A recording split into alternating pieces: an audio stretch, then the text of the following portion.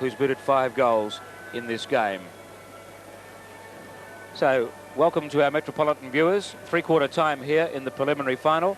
There's Warren Ralph. He's off the ground with 5 goals again. Obviously a hamstring, and I doubt whether we'll see Warren Ralph back in this match. Claremont 14-12-96 lead the Sharks 7-11-53. Claremont bouncing away in the first term to lead by 23, and then at half-time by 49. The Sharks needed a revival. It came in at the start of that third quarter, but they couldn't sustain a very handy margin of 43 points. Keith Slater, who have been some of your best players in this match so far? Well, good players have been aplenty for Claremont, especially in the first half when they were absolutely outstanding. A very well-oiled machine went into operation, and the demolition job on East Fremantle was accomplished by half-time when Claremont led 11-8 to 3-7. And that was the second quarter where they kicked 7-5 to East Fremantle's 3-3 is in fact where they won the game. And of course in the first quarter, Claremont kicked 4-3 to East Fremantle's 4 points. That was into the breeze. And that was a very good opening for Claremont. But Claremont appeared to have the game all parcelled up at half-time. Now, East Fremantle started that quarter with a new-look team. They had Deracourt at centre-half forward, but more importantly, they had Waterman in the centre, and they had Browning on a half-forward flank. In fact, he did most of his good work at centre-half forward, and all of a sudden they were able to go forward quite comfortably. For Claremont, none better than Rowland. He's been all over the place, playing in the centre of the ground. Beers a very good centre-half back. Neesham, Hand, Mitchell, one could go on for Claremont. Thorne been a very good player. For East Fremantle, the good players very hard to pick. Browning, Peake, Deracourt, Cracker, Edgar, and none of them have been outstanding, but they've been the most serviceable. Thanks a lot to Keith Slater. Let's go down to Mark Cutler now, just outside the East Fremantle team, and find out what's happening down there. Thanks, Trev. Yes, I think they're called the Sharks nowadays, aren't they? Anyway, they're a very dispirited lot. And in fact, Graham Melrose didn't actually talk to them until probably just about now. It was all coming from the players saying there's only one way we can go, and that's up. And he must be heartbroken. Whereas Claremont, they're very relaxed over there. Neesham was actually spitting blood when I got over there. He didn't have a lot to say, but he gathered them in. They seem positive, and I think they know they're just a formality away from next week's grand final. Right, thanks a lot to Mark Cutler. Wally Foreman spitting chips. Jared Neesham spitting blood. 14-12-96 Claremont. East Fremantle 7-11-53. To give you an idea of the passage of play in that third term, here's a team passage of play by East Fremantle, resulting in a goal to Glenn Moyer. Was off the field. There must be a reason. He didn't look too pleased. Waterman should mark and does. In fact, if it's not a mark, it's a free kick. Must have been a free. It wasn't a mark. Centre half back. Changes direction. Kicks it out wide. The target is Christie. Lewis over the top of him. Browning now to Christie. Moyer gets around Neesham easily. The centre half forward, Moyer offloads a long one towards full forward, and it clears the pack and bounces through. Yes, that was a great goal to Glenn Moyer. There's the East Fremantle pack of players. Melrose says, go out, do your best. And Graham Melrose today, Keith, do you think he's been outfoxed by Jared Neesham? I don't know whether he's been outfoxed, but he's, for mine, he just hasn't placed his team correctly. And I know it's never easy to place a team correctly, but he just hasn't his players in the right position. And I thought it was obvious that he needed Browning, the movement of Browning at centre-half forward. He's had Brad Tunbridge playing at centre-half forward, but I can't remember on one occasion where the ball has come in high, so Tunbridge can do his good work. And what about John O'Sullivan? They just lacked the mobility in that area. Of course, Beers, I thought, played very well. John O'Sullivan, well, taken out of the game. I suppose arguably the best centre-half back in the game. And he followed his man back to a back pocket, then to full-back. But he hasn't been able to be the very fine rebounding player that we've seen him over the season. That's John O'Sullivan there. And he's another player that has played out of position today. And for mine, I think had Melrose started with Tunbridge at his ruckman, because he started with Durack, and even though he gave a good performance, he's not the same class as a ruckman as Tunbridge. Browning centre half forward, Peake full forward, Waterman in the centre. I'm sure that he would have been in a much better position than he is now. Lester Smith is back on the field, and we haven't seen him for close to a quarter, I suppose. And I thought that he may have come back on the field when East Fremantle were doing well in the third quarter. 43 points the difference for ABC Television. Here's Wally Foreman. Claremont start the final quarter of the preliminary final with a very handy break. At this stage, they look set to go through to the grand final, have another crack at Souths. But East Fremantle kicked the first 4 goals of the third quarter and gave themselves a chance before relinquishing that ascendancy. Let's see what they can do in this term as Ellis unloads with a towering punt kick. up towards centre half forward. Solid tackle applied on Moyer. It spills to Edwards, who's played very well this afternoon, for most of this afternoon. He's faded out from time to time. It comes now to Cooper. Oops. Cooper goes back to Hammond. Hammond's hand passes with Cracker. Cracker finds Edgar. Oh, he thought about going too. Peake limping. Yes, Peake has been injured in that last forward thrust. As we wait on Edgar. Could well be Peaky's last game. There goes the kick from Edgar. It'll land almost in the square. Lewis at the back. Tunbridge, the player that Keith Slater has wanted in the game from the outset. First mark for the match to Brad Tunbridge. And I reckon it's almost the first high ball that he's flown for, Ken. They just have ignored him. They've had him at centre half forward and totally ignored him. Third kick to Tunbridge. His first registered a point. The second went out of bounds on the full. So Claremont looking for their 8th goal, and the first goal for either team of the final quarter. Tunbridge has got it. They move to 8-11. Claremont are 14-12. That's Brad Tunbridge. Back at centre half forward, Brian Peake has just broken away from a group of trainers who were attending to his knee. Well, there's a good mark here by Tunbridge coming in from the side, and that was the result of a couple of good long kicks, and it was so unusual to see that happen. One realises that East Fremantle just haven't kicked the ball long at all today, but it started with Ellis. He won the ball. He let fly with a big long torpedo, and the second kick from Edgar was another long torpedo, and the 2 kicks, another one from Brad Tunbridge, and they've got the first goal of the last quarter. Except for that passage in the third term, Claremont have answered very quickly to East Fremantle goals. Let's see what the answer is this time. This is Wolf finessing, gets it out for Rowe. He tried to break the tackle of Roland, did that well. On to Dericourt from 50 metres. Long shot at goal by John Dericourt. Is touched by Scott. One behind. That was a very good kick. And almost brought up the major result. There's Ralph. Won't see him again today, I don't think. Peaky wanted that down the front then, and he had a few words with Tunbridge. Scott indecisive. Now goes short to Beresford in the back pocket. He goes over the top and finds Edwards. It's been a pattern of their game today, Claremont. On it goes for Ben Allen. So now they're at half-back. Played a very solid game today, Ben Allen. A big improvement on last week. Answered the challenge. Into the middle of the ground. Good lead from Barrows. Gee, they're good skills, aren't they? Absolutely pinpoint kicking. Wheels around onto that left boot. That's not a good-looking kick, though. Clears Waterman. That comes Waterman to win the football. He had plenty of time there. Back up from Hammond. He goes to half-back on the members' flank and finds Cracker, who hasn't been East Fremantle's worst player. Onto the wing. Ellis and Neesham. Ellis almost the mark. Foxing is Gerard. And kicks it straight into Cracker. He says thank you very much and gives it back to Shane Ellis, who also wanted to finesse. That was neatly done to Barrows, but his hand pass intercepted. Barrows runs into Rowe. That was a heavy clash. Then went looking for the boundary. Ellis gives it to Cracker. It sets Rowe up. Rowe's good enough to get out of it around Barrows. That's very clever play by the East Fremantle Rover. Now he goes to half forward. Browning from behind. Beers in front. Well played, Tony Beers. Neesham is down. Wolf put him down behind play. A good shepherd, in fact. Durack for Waterman. And now Hammond. East Fremantle haven't died yet. This is Dericourt. Centre half forward. Goes to full forward. The target is Peake. Great mark under pressure. Old dogs for a hard road. From Scott on the mark. And just held ground very strongly before lunging forward. And that really was a very experienced mark indeed. He knew he had the bulk. There he was blocking Scott out. And at the last moment, forward goes the hands. And if Scott was able to spoil that, he would have had to interfere anyway. Peake's shot from 40 metres is a drop punt. He hasn't found the target today. His kicking has been atrocious at goal. He's missed 4 absolute sitters since half-time, Peaky. Doesn't make the job any easier for the Sharks. Well, put 4 goals onto their score, and they've been very easy ones. Christie missed an easy one also, and that could tell a different tale. I think the picture told the story. This is Hand, brilliant player today. Goes to the members' wing, and Barrows misses the mark, allows Rowe in. He's a brilliant player, very skillful, into the pocket, and that's a clever mark to Beers. One of the problems for Claremont, of course, is that they have only 18 fit players. They're not going to be able to interchange to give people a breather, to give players a breather, and if anyone else gets hurt, they're going to be in serious trouble because Begovic appears to have dislocated his elbow and Ralph has a hamstring injury. So if East Fremantle can get close, they'll certainly test Claremont, I'm sure. Oh, short kick comes back to Roland. We've seen Claremont play some incredible Leaving chaos.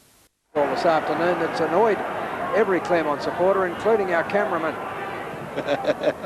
The kick goes down towards the half-forward flank, intended for Kickett, but it's knocked away by... Another player out of bounds. Did he pay to get in? Throw him in. I think he was touched before he went out. Darren Hammond. I hope he wasn't touched when he went out. Brayshaw and Wolf. Wolf all over the top of Brayshaw. Hand right in the middle of the back. Very obvious one again. Ball going inside the 50-metre line. Oof. East Fremantle with best chance. Comes down to Christie. This is Durack. Durack short, and he's found a teammate, Quill.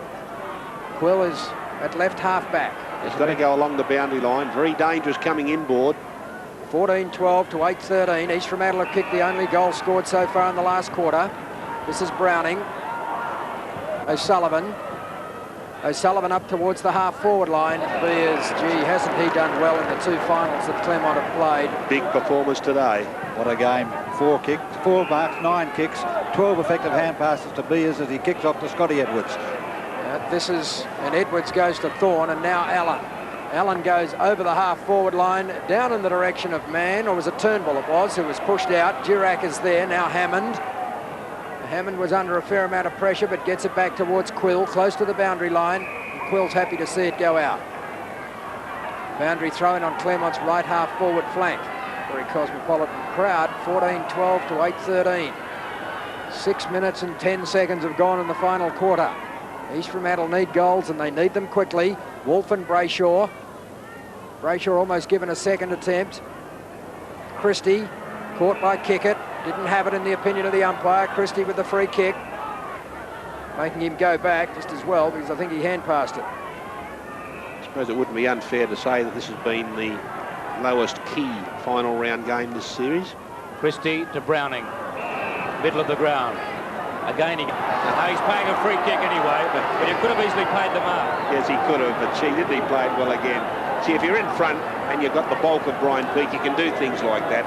And the only chance for Scott is to interfere if you don't take the mark. And he's a past master at earning that free kick. He'll kick from 50 metres. It'll take a good kick from the bomber. It's going to come back. They contest on the goal line. Lester Smith! Off the knee.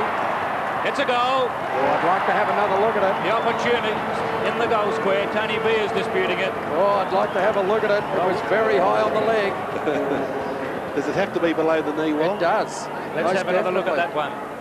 It's a goal anyway. Well, big pack into the air, and Lester Smith. Shin. Yeah. Shinny shin. And Might have that's a been goal. top of the knee onto the boot. Yeah, good decision by the umpire.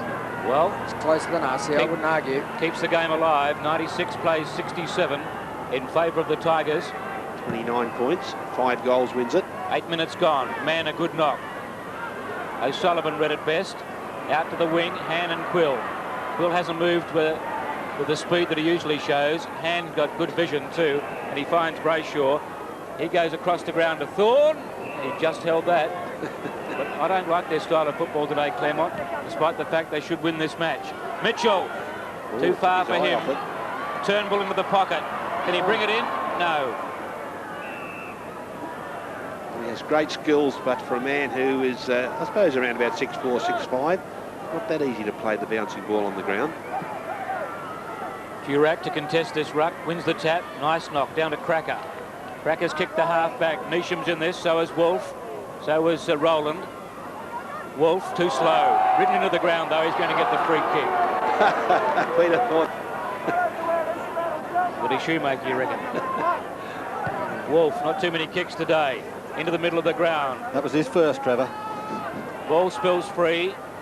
Evans to full forward, away by Durack, and it spills to Edgar. Edgar will clear for the Sharks, showing good pace out of defence. He looks like Mainwaring, doesn't he? Goes to the members' flank and finds Webber. Webber cuts inboard. He can use the footy. Goes out wide. The target is Deracourt. Went one-handed. Beresford. Neesham in trouble. Webber again. Back towards full forward. East Fremantle's row. Plays on. 40 metres out. He was pulled at the last moment.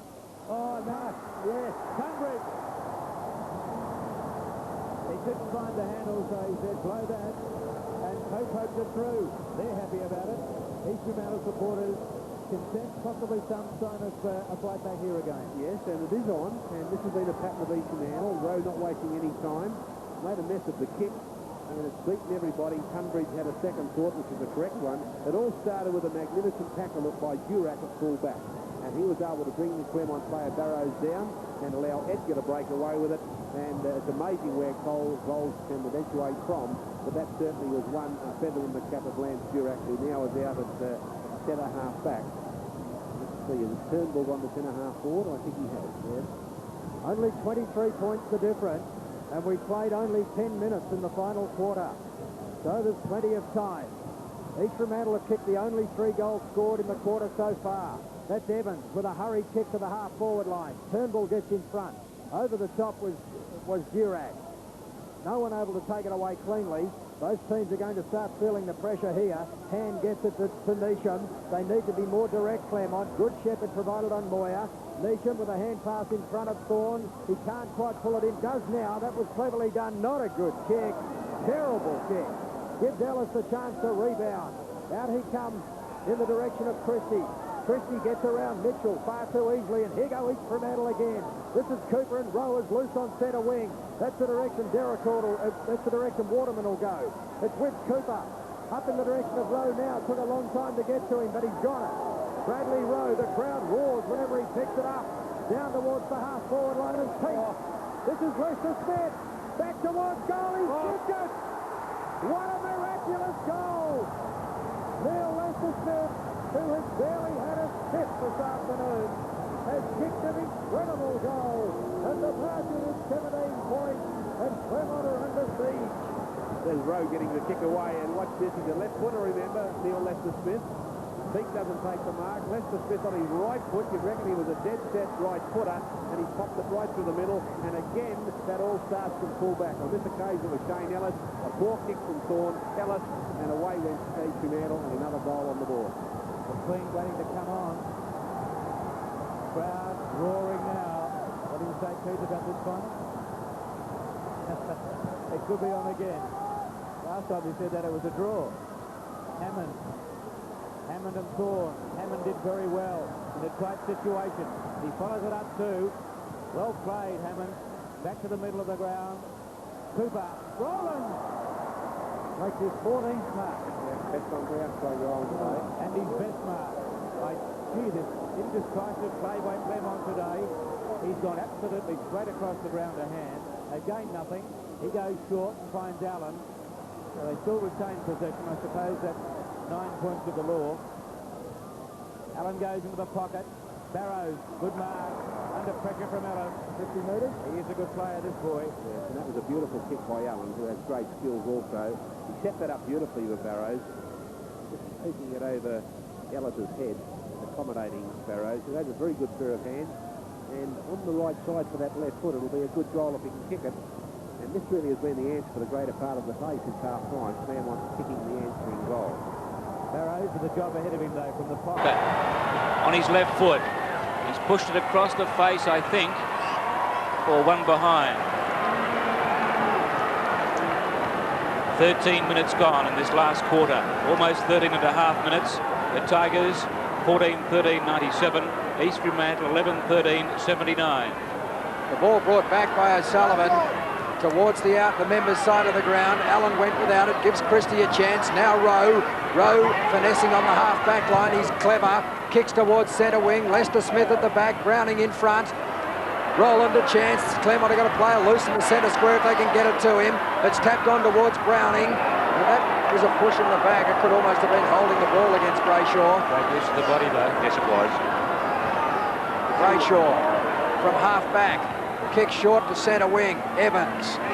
Haven't seen a lot of him this afternoon. Started well. Well, the margin is 18 points. Too late. They go towards Allen. Yes, it was too late, but Thorne is there. Claremont working the ball towards full forward. Good kick. And the mark taken by Mann. Thorne's 20th kick. Claremont with no momentum at the moment. East Fremantle like a steam engine, just shunting forward. Chance for Mitchell if he can get his hands on it. It's Kickett, I'm sorry, not Mitchell. Waterman close to the boundary line. Now Mitchell, but it's gone out of play. Now, if Fremantle can gain possession, they've kicked their last 2 goals attacking from the full-back line. They need a possession. Throw in on Claremont's 25-metre line. Man was there for Claremont. Mitchell has it. Hand pass was a poor one. Christie. Quick tackling being applied by both sides. Neesham a chance with him, Christie. Christie knocking it towards Cooper. He was pulled off the kick. Clean bowled Wolf. Chance for Turnbull. Now Dale kick it. They need something special in there at the moment, Claremont. Lester Smith is there. It's knocked away by Lewis. First to it is Hand. Deracourt comes in to lend support. Throw in at right centre wing for the Tigers. The possession very important here because Ishamala's forward line is wide open. It's a very goal-kicking forward line. Big Brad Tunbridge down there too, Keith. Wolf lost his footing again, but Edgar, cool in the crisis. Got class. Kicks to the middle of the ground. Rowe and Cracker almost collided. Emerging was Evans. Somehow he got it to Beresford. On he goes to Rowland. Claremont building something up. Rowland rounds to centre half forward. Oh, he's kicked into Waterman. Back comes Rowland. He was held. Oh, Play on, he calls. oh, heavens above. I mean, the kicks that were paid in the first quarter, and that was clearly holding the man. This is the pattern of the game, isn't it? And you'll get to every last quarter, and all of a sudden free kicks don't count. And doesn't matter what game you go and watch, that's the way it happens. Big pack around this bounce. Durack knocks it to the side of the pack. Kickett's first there from 50 metres. He hooks back on goal, but he's way offline. And that's a free kick to John O'Sullivan, number 11 for the Sharks. Well, this is the possession they might have wanted. And it'll be very interesting to see what O'Sullivan can do with this. He has Durack waiting for it. 16 and a half minutes gone in this last quarter. Kickett will fly at the front, man at the back. Neesham the crumbs. Roving the pack nicely. Handballed that away. Durack's got it now. Close quarters man took it off him. Back to Moyer, on to Christie. Good play, East Fremantle. Webber a chance here. East Fremantle can build something up now as Webber goes to half forward. They need a mark. Deracourt. Deracourt's got it. Gets away from Beers. Oh, he's hooked into the pocket, but the Bombers there. Yes, Brian Peake. You'll notice that Trevor, every time he goes for a mark in the forward line, he's in front. Oh, he wants to play on now, though. He hooks it across his body to the top of the square. Tunbridge and Rowe. Crumbs to Allen. But he's picked out a kick. Good heavens above. Wait a minute. Let's just see what he's paid it for. Let's have a look at it again. Well, let's have another look at it. And there's Malesso appeared to have hold of Tunbridge behind play. And fair go. He's kicked the goal. Lester Smith has booted 3. No, it was Tunbridge. Tunbridge has booted 3. So East Fremantle continue to peg away at that lead of the Tigers. Maybe a controversial decision, that one. Claremont 14-13-97. Here it is again, Keith. yes, well, this is Tunbridge in the back there being held by Malesso. He had a bear hug on him, but I don't think he really did. It appeared his arms were around him. But you see that happen every day of the week. A very fortuitous free kick to Tunbridge. And 2 players who've been out of the game, Tunbridge and Lester Smith, have kicked 5 goals between in this quarter. An interesting decision given the one that wasn't paid to Rowland at the other end of the ground. David Johnson was only a couple of metres away when Scott Rowland was being held. So the margin is down to 12 points. There's Graham Melrose. Sure he's not checking the race results. Evans, a hurried kick to the half-forward line. This is Mann to Barrows. Couldn't break the tackle. Clever play by Allen, and this is Mitchell. 14-13 to 12-13. Only 19 minutes gone. In this quarter, East Fremantle have kicked 5 goals, and Claremont have been held goalless as they were in the last quarter last week. 19 minutes have elapsed. It's a pretty good kick. Did they need that? Heavens above, it was a long time coming. 3 now to Kevin Mitchell. His position in the team must have been in doubt for this game after his performance last week. And he's given Claremont just a little bit of breathing space. It'll be interesting to see now whether or not East Fremantle can respond. Yes, that was a very neat piece of football by Ben Allen. Not one of his brilliant games today, but a very solid performance by the Claremont centreman. That goal's going to take the sting out of the Shark attack, though, by the same token. Good tap from Turnbull. Knocked on by Neesham, but it lands with Christie. Christie back to half forward. Deracourt. Safe. on the point of the square. He goes to Cracker, almost at centre half forward. Well, if East Fremantle boot another goal now, they can really put the pressure on Claremont in the dying moments of this game. 20 minutes gone. Cracker's very undecided. He's taken forever to boot this. Now he goes short. And he's found the opposition. Well, that's a player under enormous pressure. And that pressure showed as the East Fremantle bench hangs their head. Crisscross across the ground go Claremont again. Hand to Neesham. And Neesham kicks it out on the full. Well, they won't beat South Fremantle if they play this brand of football, Claremont. They won't beat East Fremantle.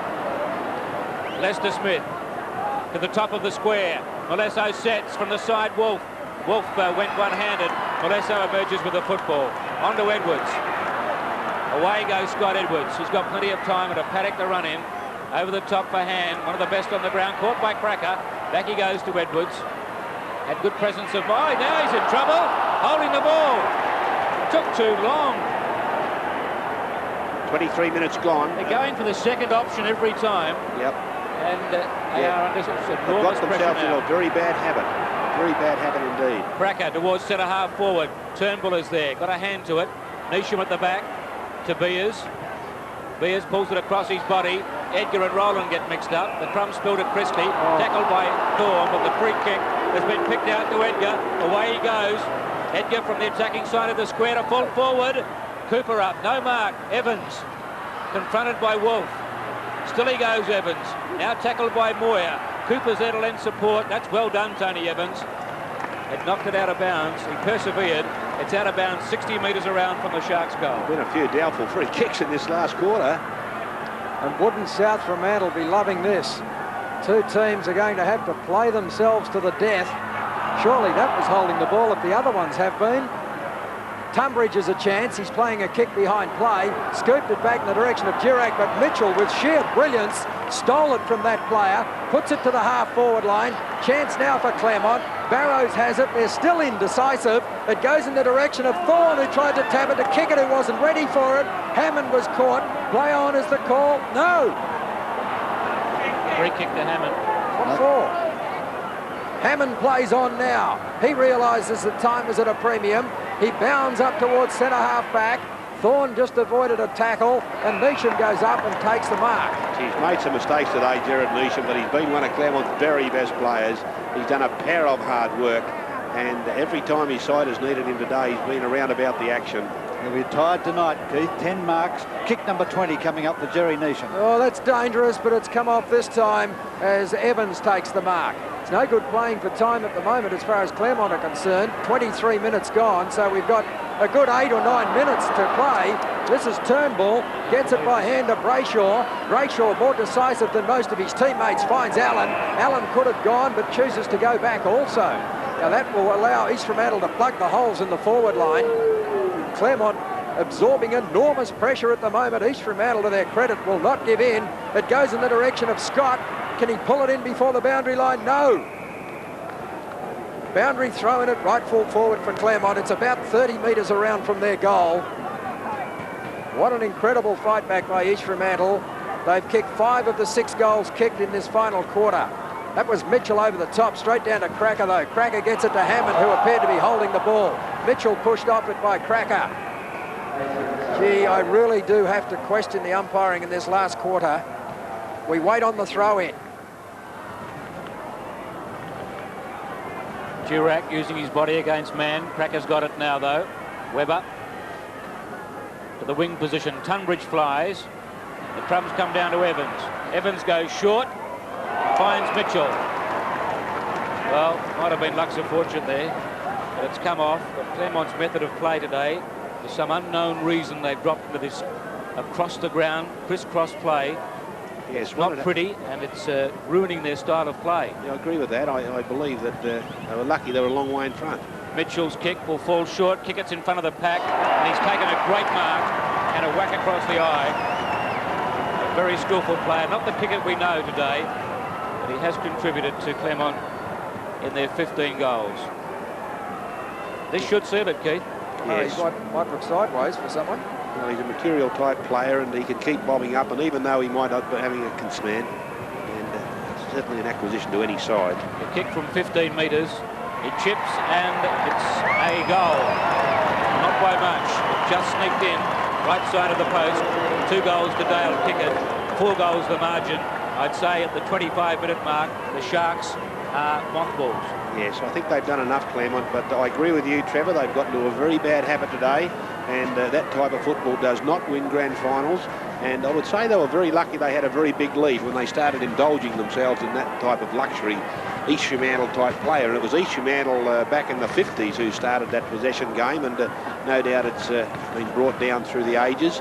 And it's all of a sudden got into Claremont today, and instigated by their captain, coach Jared Neesham. And their other senior player in Roland. Yeah, and they're both former East Fremantle players, of course.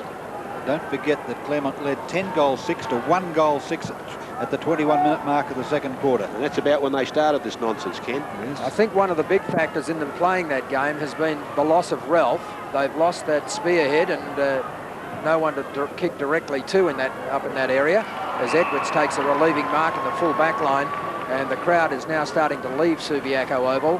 Han just didn't have enough run left to get over and mark that, but he gets the ball across to Beresford, and Beresford goes towards centre wing. The sting has gone out of this game now as the kick carries both Durack and Turnbull. Edgar back towards the back pocket, comes towards centre half back with the kick and finds Christie.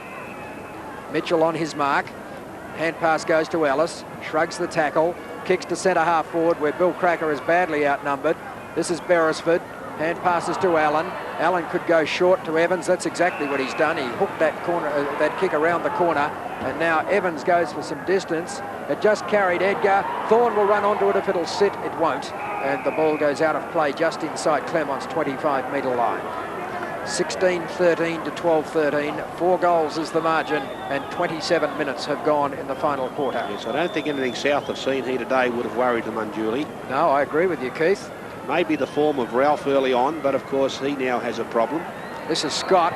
Kick was well smothered by Peake, who's working back in defence. Moyer has it. Each Fremantle coming out of the back line, go looking for Wolf. Oh. He had to wait for it. Oh, he should that have got gave the Mann the chance. Mann is well tackled. Kick it went down behind play. Ellis gets the hand pass wide of the pack. Chance for Turnbull. He goes to Neesham. Neesham knew Roland was out there, and Roland has taken the mark just inside the 50-metre line as Dale Kickett has a word to Lance Durack, and it's no good getting reported at this stage. Lance Durack, they niggled each other, but then Durack planted one square on his jaw, and he's lucky to get away with it, Durack. Didn't Jared Neesham penalise Ellis for a fairly ordinary handball on that occasion? It's now gone on to Scott, and it's Scott who's taking the shot at goal, as the trainers come in, and he's missed Scott incidentally, and the trainers come in and keep Dale Kickett out of that. Yeah, I think Durack's been reported by the reserve umpire. Right. Yes, he has. He looks in a bit of trouble, Dale Kickett. Oh, it was a nasty whack, I tell you.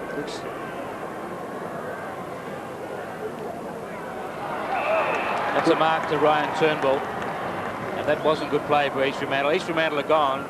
Frustration came into Durack's game, and the result was report on him, I'd say, from the reserve umpire Glenn Lee. But it's all over here. Claremont will win this preliminary final.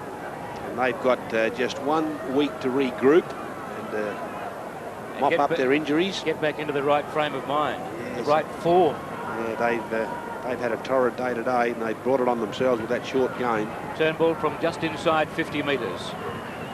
Pushes at it. It's a good kick. Yes, he's made the distance. He's got the accuracy. And there's the siren. Let's have a look at this incident again involving Lance Durack and Dale Kickett. Whoa! Gee. He could have a broken jaw. He could. Heavens above. Thank you. I just happen to have my little peepers there watching that.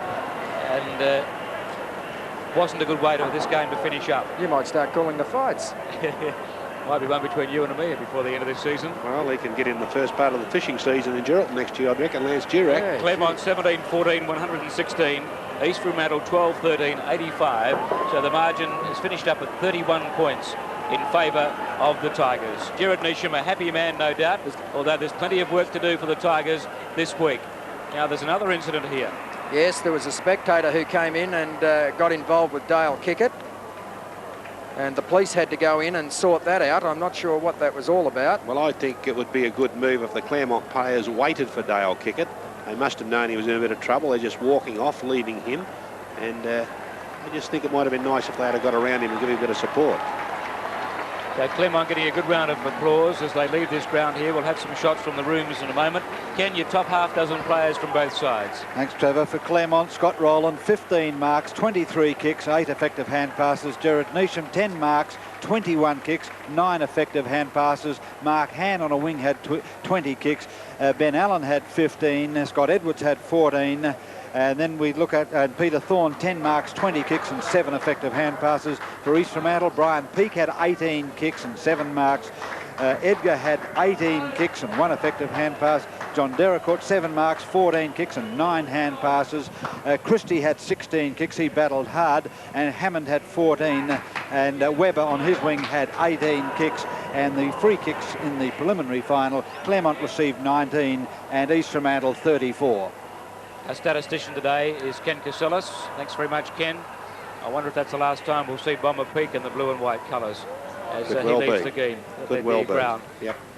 Claremont don't look too enthusiastic down in the rooms. I'd say they've got plenty of pondering to do over this next week, Keith Slater. Yes, well, they would have been a little disappointed the way they finished because, as you heard Ken Casillas say, they led 10-6 to 1-6 and had a resounding lead, and then for some unaccountable reason they got into this very short possession game of football that did nothing for them. In fact, it almost allowed East Fremantle back into the game, and I think that would have disappointed them more than anything else. They didn't finish East Fremantle off in style. In fact, it was a very struggling finish, and in fact, there's something of a low-key preliminary final. It wasn't the really super hot final that we were expecting here today, and Claremont in charge right from the start. They set it to win up in the first half when they kicked 11-8 to 3-7, and in fact in the first quarter, kicking into the breeze, they kicked 4-3 to just 4 points from East Fremantle, and then it was never any race. East Fremantle tried valiantly to get back into the game in the third and fourth quarters. In fact, they got within 2 goals of Claremont in the last quarter, but the Claremont had enough firepower to hold them at bay and went on and won quite comfortably. Good players, Trev. I thought Rowland played an outstanding game in the centre of the ground as a ruck rover and then come a half-forward flanker, but he really did have a string on the ball today, and I think it was something like 15 marks and 23 kicks. Beers, I thought, was outstanding at centre half-back. He knows how to play that position very well indeed, and with East Fremantle playing badly and not kicking the ball well to Tunbridge, Beers' job was made very easy at centre half-back. Neesham, well, I suppose he made more mistakes in a game of footy than I've seen from him for a long, long time, but by Jove, when the going gets tough, he's there, and it was an outstanding contribution, especially when it got a bit heavy in the second quarter. He was in the middle of the packs, directing play, and he led from the front today.